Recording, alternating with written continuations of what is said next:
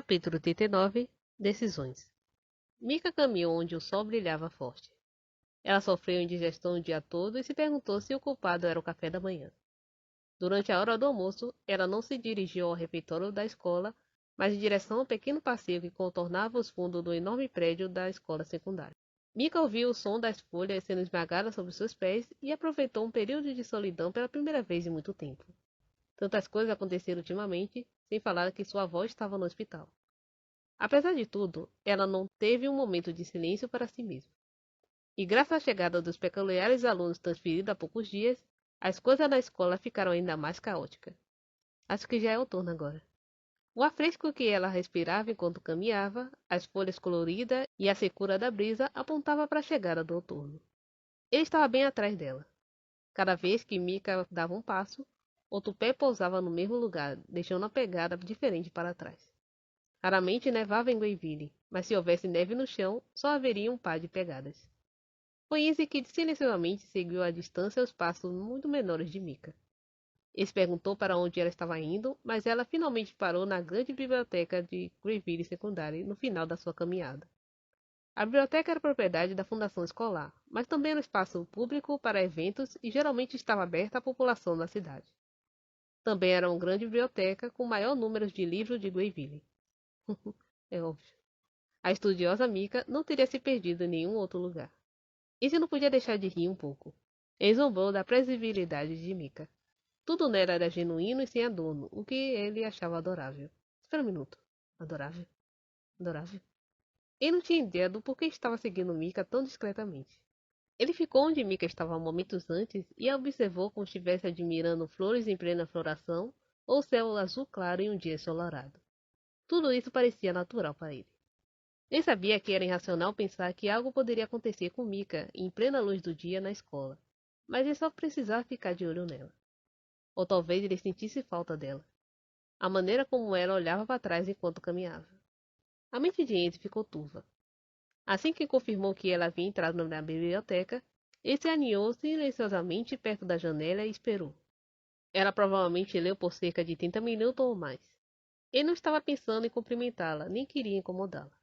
Ele apenas observou Mika aparecer e desaparecer pela janela em silêncio. Quando Mika se sentou e abriu o livro, Izzy ouviu a voz de alguém.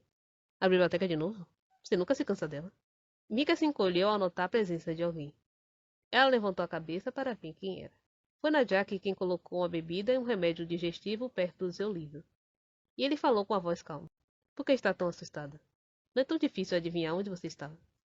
Você está procurando por mim? Sim. Por quê? Vai te dar isso. Najak apontou para o remédio. Mika ficou um pouco confusa. Esse gesto, de alguma forma, pareceu muito íntimo. Isso foi apenas uma gentileza para uma amiga próxima? Ela até perguntou se talvez estivesse lendo demais sobre isso e decidiu se aprofundar um pouco mais. Ah, obrigada. Mas como você sabia que eu estava com indigestão? Eu posso descobrir isso. Você pulou o almoço e não bebeu nada.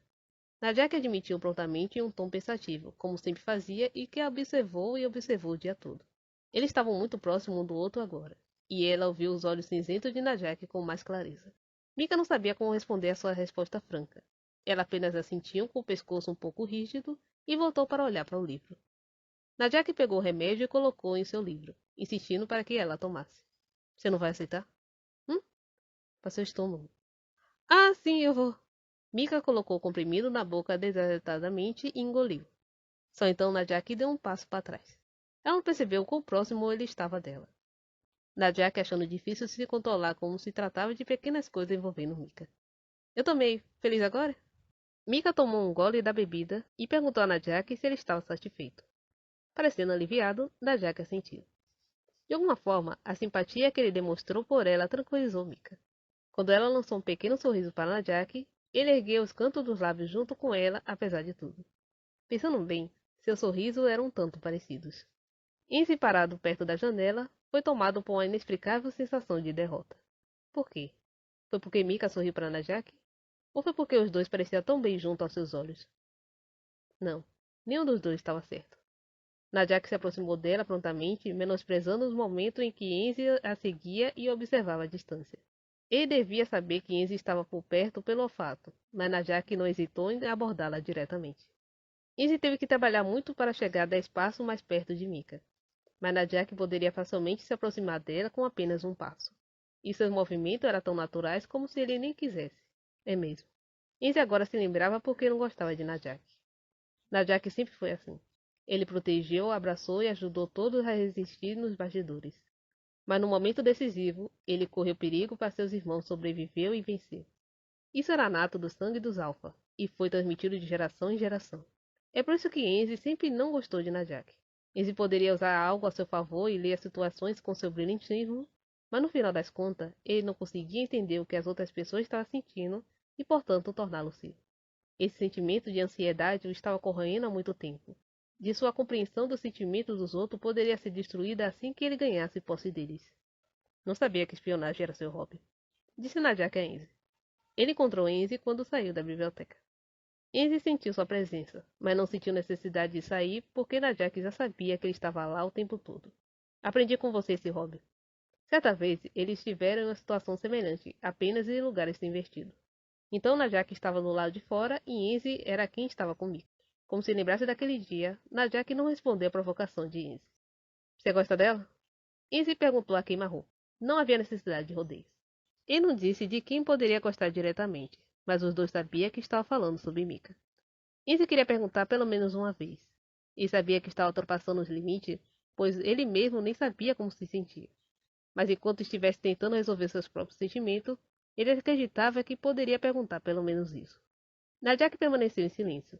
Independente de qual fosse sua resposta, ele não tinha motivo para contar a Enzi. Não fique aí parado, diga alguma coisa. O que você vai fazer?